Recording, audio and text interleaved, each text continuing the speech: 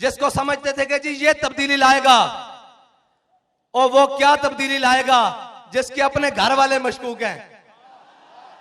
कभी उनको कहता है बिक गए हो, और हमारे यहां ये लफ्ज निकल जाए ना कि इसने कोई हल्की बात की है, हम कहते हैं इसको पीछे कर दो, दिलेर बंदा आगे ले आओ। तुम कहते हो पहले 25 करोड़ लेके बिक गए हैं, फिर कहते हो वापस आ जाओ, कुछ नहीं कहूंगा। मैंने कहा ना ये वापस आएंगे, ना वो 25 करोड़ वापस करेंगे, ना ये तुम्हारे साथ चलेंगे। अब तुम्हें जाना होगा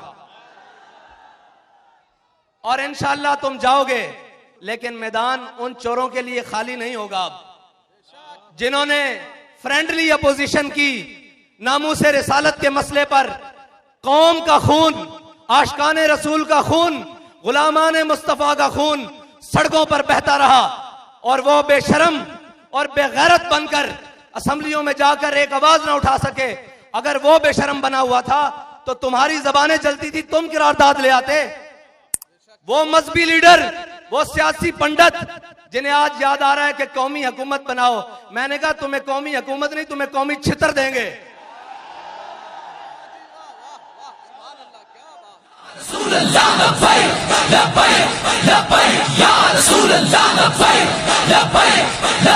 कि तुमने 3 साल इस मुल्क की बुनियादों के साथ खेला गया।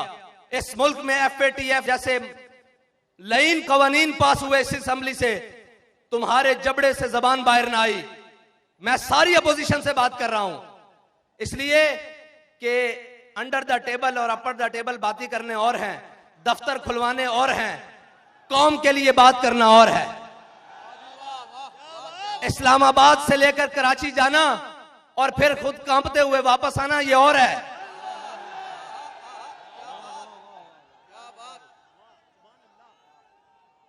और ये कहना कि हमें कुछ हिस्सा मिल जाए और उसके साथ उन लोगों के साथ राब्ते करने जिनके साथ 5 साल उनके खिलाफ बातें करते रहो, और जनाब जब वक्त आए इक्तदार लेने की, कहीं से रोशनी नजर आए।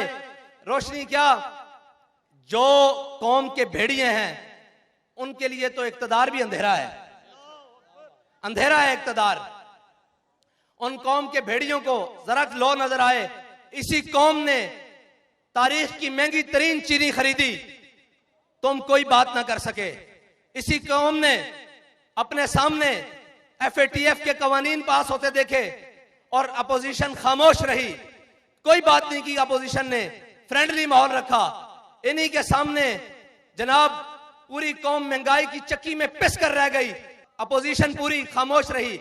लेकिन जैसे ही इक्तदार की लच्छा नजर आना शुरू हुआ तो सबसे पहले गीदड़ की तरह मैदान में आ गए और सबसे पहले ये कहना शुरू कर दिया कि जी हम अदम एतमाद लाएंगे और हम जनाब इसको तख्त से उतारेंगे। तुम अदम एतमाद लाओ या ना लाओ, मैं तुम्हें बरसरे मिंबर ये खड़ा होकर कह रहा हूं, पूरी कौम तमाम पार्टीज के ऊपर अदम एतमाद कर चुकी है। पूरी कौम इनकी सियासत के ऊपर, इनकी तर्ज हुकूमत के ऊपर और इनके मुनाफिकाना रवैया के ऊपर अदम एतमाद कर चुकी है। अब रही बात इलेक्शन की, तो तुम इलेक्शन की तैयारियां कर रहे हो, हम पहले तैयार हैं, मैदान में बैठे हुए हैं।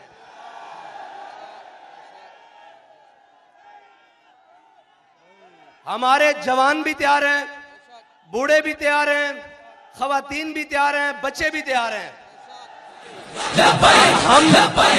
एक मिनट जी, हमने ये तय कर लिया है कि कौम को किसी भी मसले में अब अकेला नहीं छोड़ना। वो महंगाई का मसला हो, वो सबसे पहले नामूसे रिसालत खत्म नबूवत का मसला हो, जाने देंगे, देनी पड़ी खून देंगे, जनाब माल देना पड़ा देंगे, लेकिन कौम को अब इन बोसीदा नारों के सपुर्द नहीं कर देंगे। ये आते हैं, नारे लगाते हैं, आजकल उनको भी बड़ा जनाब मजहबी फैक्टर याद आया हुआ है, दीनी बातें याद आई हुई हैं, आशिक़े रसूल बड़ा हुआ है। मैंने कहा तू भी मुंह दिखाने के काबिल है कि तू हुजूर से, हमारे बाबा जी बता गए हैं इस बारगाह में 2 नंबरी नहीं चलती। अभी 12 अप्रैल नहीं आया, अभी पहला रोजा नहीं आया, तेरी टांगे आसमान की तरफ हैं। या रसूल अल्लाह, या रसूल अल्लाह।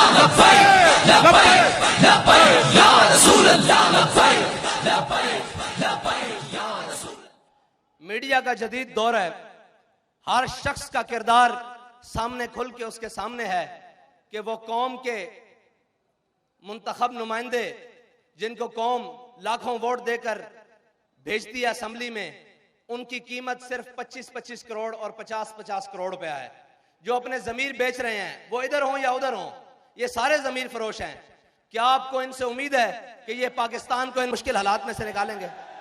और जमीर फरोश भी हैं, कश्मीर फरोश भी हैं और हमशीर फरोश भी हैं। इनसे बड़ा तारीख में बाबा जी फरमाते थे, ये मट्टी कीमती है बादशाहों के खजीनों से, अभी तक इस्लाम मालदार है ऐसे सफीनों से, अभी तक सदा रही है तुर्बत के सीने से, अगर जिल्लत का जीना हो तो मौत अच्छी है जीने से। याद रखना, कौमों के उरूज जवाल का म्यार हमेशा कौमों का किरदार और कौम के रहनुमाओं का किरदार होता है। जो झूठ के सबसे बड़े, अगर पूरी दुनिया में मुकाबला कराया जाए तो पाकिस्तानी सियासतदान जो मौजूदा एक दूसरे के कपड़े उतार रहे हैं, अगर झूठ का मुकाबला कराया जाए तो ये सारे अव्वल नंबर पे आए, कोई भी एक पीछे ना हो। अगर करप्शन का मुकाबला कराया जाए तो ये सारे एक दूसरे के पीछे आए। अगर यू टर्न का मुकाबला कराया जाए तो सारे एक दूसरे के पीछे आए। और वो जो कहते थे कल तक कि मियां सांप, आज मियां साहब के जवाई बने हुए हैं। कोई बात नहीं कि तुम खाते वक्त सारे इकट्ठे हो और दिखाने के दांत और हैं तुम्हारे। झूठ बोलते हो कि तुम्हें कौम का दर्द है। मरसू मरसू सिंध ना डेसू, मैं कहा ना ना ना ना, मरसू मरसू सिंध को कुछ ना डेसू ए आख।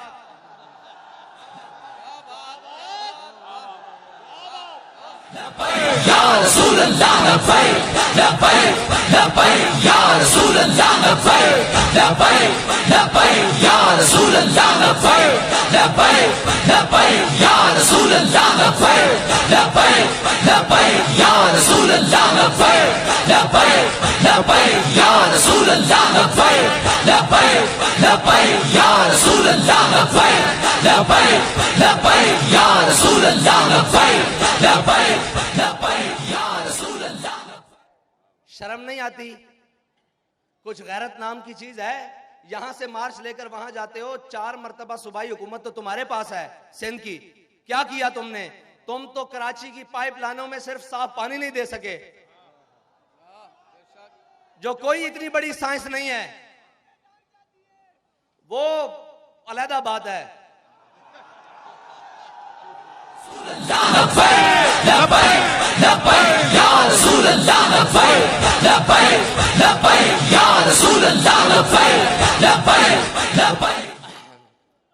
और यहां से वहां जाकर कहते हो जो तुम्हारी जिम्मेदारी थी, क्या तुमने कौम को वो जरूरियात पूरी की हैं?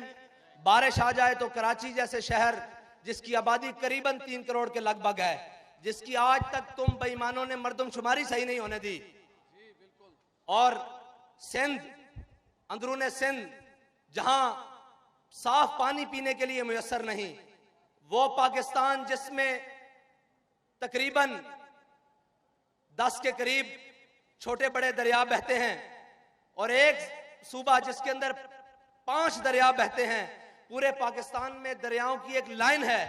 उस मुल्क के वासियों को अगर साफ पानी ना मिले तो क्या तुम्हें डूब मरने का मकाम नहीं हासिल? और तुम यहां से वहां मार्च लेकर जाते हो, महंगाई का रोना रोते हो। क्या तुमने सिंध में दूध की नहरें बहा दी हैं? क्या तुमने सिंध के वासियों को उनके जीने का हक दे दिया है? क्या कराची के मसाइल हल हो चुके हैं? सबसे बड़े लैंड माफिया तुम खुद हो, सबसे बड़े बत्ताखोर तुम खुद हो, सबसे बड़े सिंध के कराची के डाकू तुम खुद हो। ये जितने डकैतों का सरगना हो, जितना उनका जनाब चलता है नजम, उस सब के सरबराह तुम खुद और तुम्हारा बाप है। और हमसे तवक्को करते हैं कि कहीं सीट एडजस्टमेंट हो जाएगी। मैंने कहा आपके लिए हमने सिर्फ लिटर एडजस्टमेंट रखी हुई है।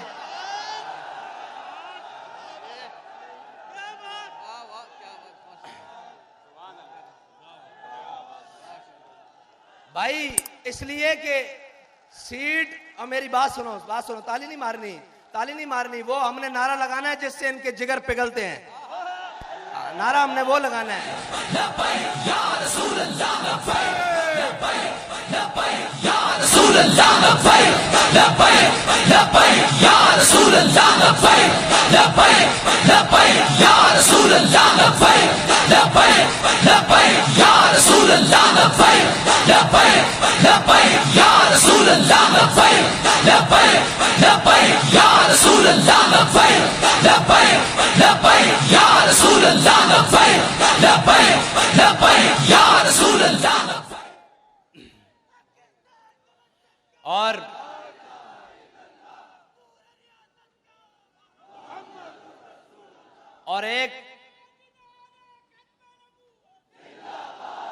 और एक मुनाफिक आजम साहब को आजकल अमर बिन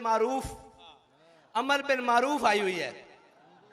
और मैंने कहा भाई अमर बिल मारूफ जिनके नामे नामी से नेकी बनी है ना, पहले उनकी इज्जत की तो बात करो। अमर बिल मारूफ तो बाद में है, पहले जिनकी वजह से हमें दीन मिला है, नेकी मिली है, राय हिदायत मिली है, पहले उनके नाम की तो बात करो। ये दो नंबरियां नहीं चल सकती। और काश कि वो वक्त तुमने ना खोया होता। तुम्हें आना तो मैदान में ही पड़ा है ना। हम तुम्हें कहते थे ये कुर्सी 4 दिन की है, आना तुमने कौम में ही है और तुम्हें लगाना मैदान ही पड़ेगा। काश के ये मैदान तुमने हुजूर की नामूस के लिए लगाया होता। काश के ये बयान तुमने हुजूर सईद आलम सल्लल्लाहु अलैहि वसल्लम की नामूस रिसालत के लिए दिया होता। आज तो रो रहे हो कि न्यूट्रल जानवर होते हैं। मैंने कहा जितनी देर तुम न्यूट्रल रहे हो उतनी देर तो जानवर बनो। खान साहब 8 महीने तक कट के आओ ना अंदर, बाकी हिसाब बाद चो करेंगे।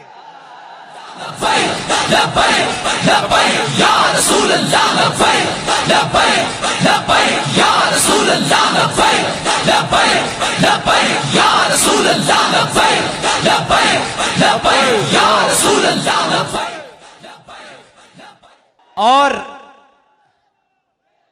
जो बड़े पढ़ी लिखी हुकूमत लेकर आए और बड़े समझदार लोग लेकर आए कि ये मुल्क को संभालेंगे, उन पढ़े लिखों ने पाकिस्तान का हाल ये किया कि पहले पाकिस्तान सिक्योरिटी रिस्क पर था, इसको सरहदी खतरात थे, अब ये माशी रिस्क पर है। ये पढ़े लिखों ने हाल किया है पाकिस्तान का। और ये समझते हैं कि तहरीक लब्बैक वाले ऐसे ही उठकर आ गए हैं, इनको मैशत का क्या पता हो। मैंने कहा हमें सारी बातों का पता है, सिर्फ वक्त की देर है और वो वक्त भी दूर नहीं है इंशाल्लाह। मईशत दुरुस्त करना पढ़े लिखों का काम है ही नहीं, मईशत दुरुस्त करना डंडे वालों का काम है। अगर पढ़े लिखों का काम हो गए तो आज जहांगीर तरीन साहब को सामने बिठा लो, वो कहेंगे सबसे ईमानदार मैं हूं। आज अलीम खान को सामने बिठाओ, सबसे ईमानदार वो है। सारों को छोड़ो, सबसे बड़े डाकू जरदारी को बिठा लो।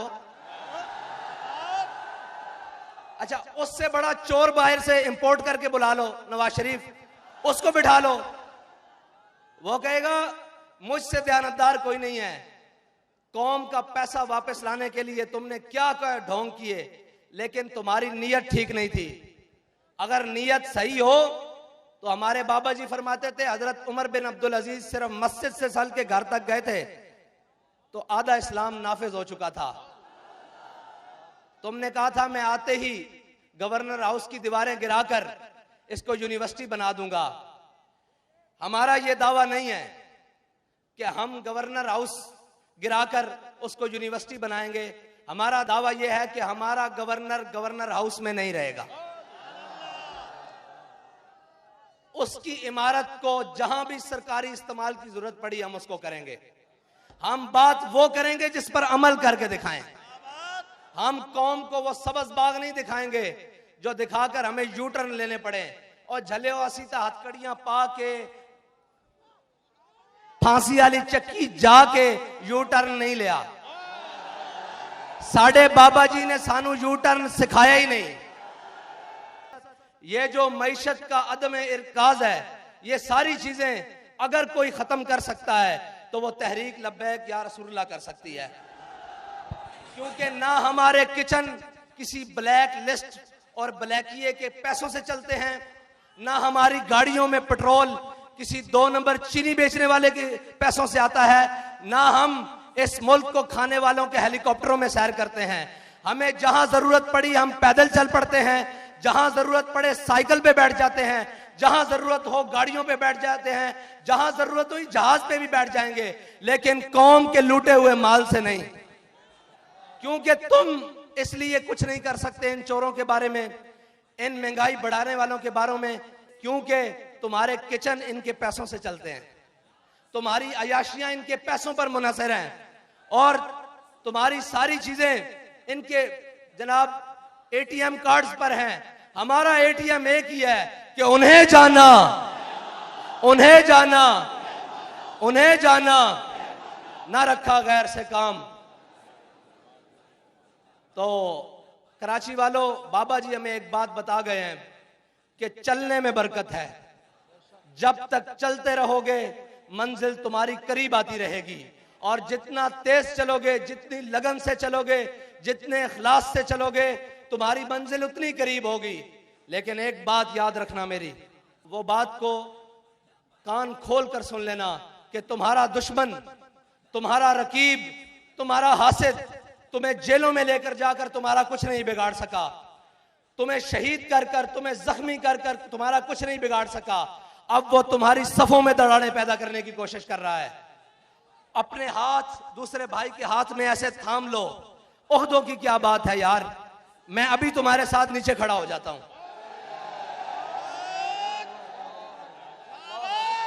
इन चीजों की कोई हैसियत नहीं। बाबा जी हमारी आंख में सोना और मट्टी बराबर करके गए हैं।